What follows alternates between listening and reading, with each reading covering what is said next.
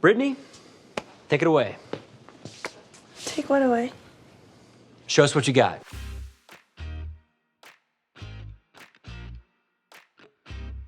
Number 10, Kevin McHale looking into the camera. For 6 years, Kevin McHale played Artie, enduring many bizarre and convoluted plot lines throughout the run of the series. We didn't think you would take it personally. Well, you're irritating most of the time, but don't take that personally. Many of his co-stars lost faith in the show along the way, but McHale held out until a specific episode in season 5, and viewers can actually see his breaking point. What does the fox say? Ding, ding, ding, ding, ding, ding, ding, ding. In an interview, McHale stated the performance of What Does the Fox Say was specifically difficult for him to take seriously. I held out as long as I could. Another medley, I'm going to lose. No, it was What the my Fox Say was the boiling point. Yeah. Season 5 was really Season 5 was rough. was really rough for us. The fact that he was obviously goofing off throughout filming confirms this. At one point, he rolls in front of Blaine and stares directly into the camera in an unplanned move that hilariously takes the audience by surprise. And listening to the song, we totally feel his pain. Number 9, choreography mistakes. The unholy trinity, as fans have dubbed the trio of Quinn, Santana, and Brittany, can do no wrong in the eyes of Gleeks, even when they're totally messing up their choreography.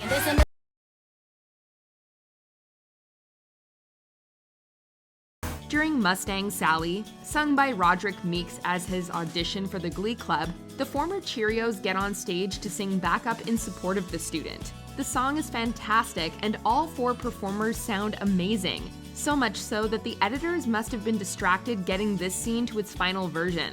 In a close-up shot of Roderick, the 3 women can be seen breaking character and laughing in the background over Naya Rivera messing up her choreography. All you wanna do is ride around Sally.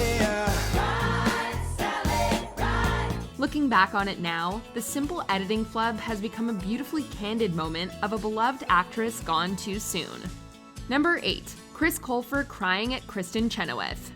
One of Glee's first guest stars, Broadway legend Kristen Chenoweth as April Rhodes, was thankfully utilized to her full potential. The Tony winner was given multiple show-stopping musical numbers throughout her time on the show. That's what I long to be. All the odds are they're in my favor. In fact, Maybe This Time, sung by both April and Rachel, was so moving it literally brought Chris Colfer to tears. Stick that in your pipe and smoke it. Kurt's reaction to April's performance was completely real, and Colfer was surprised to see it in the final cut of the episode. His emotional reaction to such a heart-rending performance is totally understandable. Kristen Chenoweth's top-notch talents could make even the most cold-hearted audiences weep. This time I'll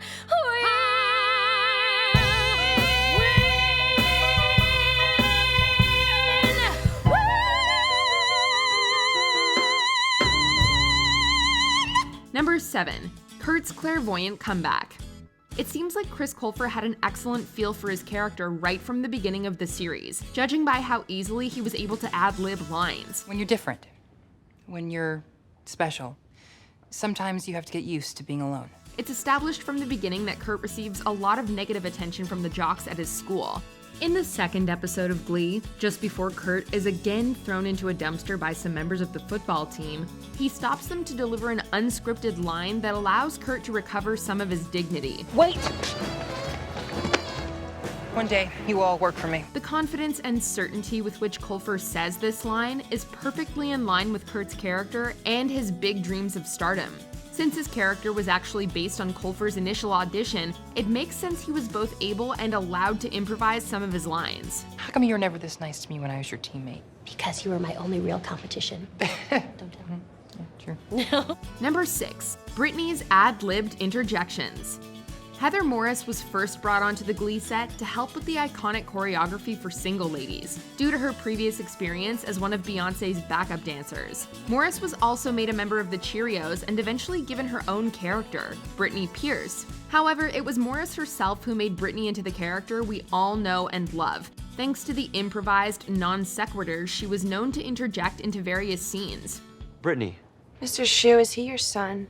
That's right, the shocked and surprised faces of the other characters around her were also the real reactions of her actual co-stars, who knew none of the content or timing of these lines beforehand.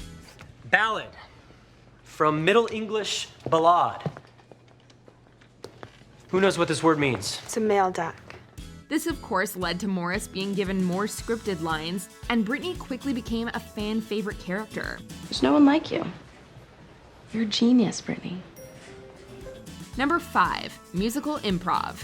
In season 5 of Glee, Blaine is feeling jealous and insecure about Kurt spending increasingly more time with his new friend Elliot, played by Adam Lambert. I may not be a cool steampunk glitter rock vampire with like tats and guy liner, but you know what? I love Kurt. I love him.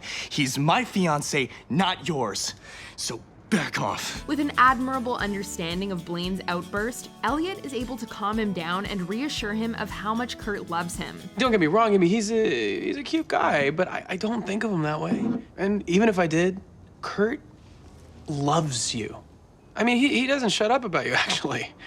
Like, ever. Part of Elliot's method of calming Blaine includes letting him hold a guitar for comfort, which allowed Lambert and Darren Criss to add their own improvised musical collaboration into the scene. The made-up song, Glitter Rock Vampire, is based on an insult Blaine delivered just moments earlier, and was completely created on the spot by Criss and Lambert, likely making for a very memorable day on set. Glitter rock vampire, gonna bite ya, gonna bite ya, gonna bite ya. Number 4, an amusingly clumsy chord overstreet. I'm sorry, what? Are you thinking of trying out for the Glee Club? I just saw the... Fantastic. Over the length of the series, the Glee Club was frequently looking for new blood. While on a recruiting mission, Tina, Puck, Sam, Mercedes, and Quinn speak to the members of the Tea Party Patriot Club, only to realize they wouldn't be a good fit for the Glee Club. Oh no, oh hell to the no. You know what? Don't you join the Glee Club. You know, we don't need you ignorant, backwards, lily white, gay-hating, Obama-bashing clubbers anyway. They all leave one by one, and Cord Overstreet, who plays Sam, must have been distracted while delivering his last line, because he bumped straight into Diana Agron. Learn that in Glee Club. Order. Order! This was completely unscripted and accidental, but it's obvious from Agron's very genuine laughter that she was caught by surprise and didn't expect this shot to make the final cut. The mistake in this scene definitely makes it more memorable and gives us a glimpse into the behind-the-scenes friendships of the cast. Number 3, Kurt and Blaine's elevator ad-libbing. In one of Glee's Stranger episodes, we learned that there is no bigger clean shipper than Sue Sylvester. She goes so far as to trap the two in an elevator together in the hopes of rekindling their relationship. You and Blaine must kiss. If you kiss each other, you will be allowed to leave this room. That's ridiculous. If the conversation between Kurt and Blaine felt strangely natural and authentic to you, that's because it basically was. Okay, if I was an ironic rapper, this would be my name. Ironic rapper. We drank it when we were playing when we were ice skating Definitely at would Bryant have to do Park. something with hot chocolate. Yes. Hot chocolate. Much of their scene in the elevator was ad-libbed, which definitely shows in the final product. Chris Colfer and Darren Criss had been working closely together for years at this point. Surely it was no challenge for the two talented actors to channel their characters for some improv, despite the truly strange context of the scene. You'd be MC Hot Chocolate. MC Hot Chocolate. Oh, the life I never lived. What a tragedy. You're in the wrong profession. What are you, a teacher now? Yeah. You're blown it. Okay, my turn. MC Hot Chocolate is calling your name. Number 2, Copacabana Flash Mob.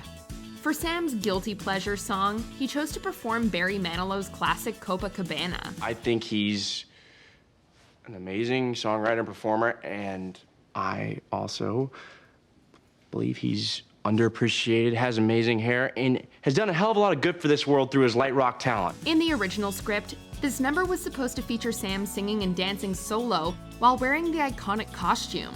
During filming, however, Heather Morris thought the song was just too fun to not get up and dance, and she encouraged the rest of the cast to do so as well. We're at the Copacabana, the hottest spot north of Havana. The song's lyrics mention various characters in a narrative story, and members of the Glee cast each assigned themselves a certain character to play while dancing to and acting out the song. This made for a fun, slightly silly number that looks like it was a blast to film. Are you guys kidding? You guys really like Barry, huh? Dude, everyone loves Barry. But thank you for making us finally say it out loud. Number 1, Ride With Me. This lighthearted and joyful performance wasn't supposed to be included in this early season 1 episode, and was actually inspired by the cast's behind-the-scenes jam sessions. I miss us all being together. I hope we don't get in trouble for a covert jam session. Instead of being pre-recorded like many of Glee's songs, this number was sung live, and is one of only 5 songs in the entire series to be filmed like this. For characters like Brittany, Mike, and Santana, Ride With Me was the first to feature their actual singing voices. It's easy to pick out the distinctive sound of each cast member's voice.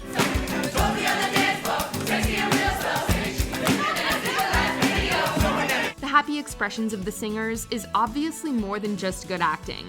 It makes it easy to imagine how much fun this series' talented cast all had working together. I like the way you brush your hair. I like those stylish clothes you wear.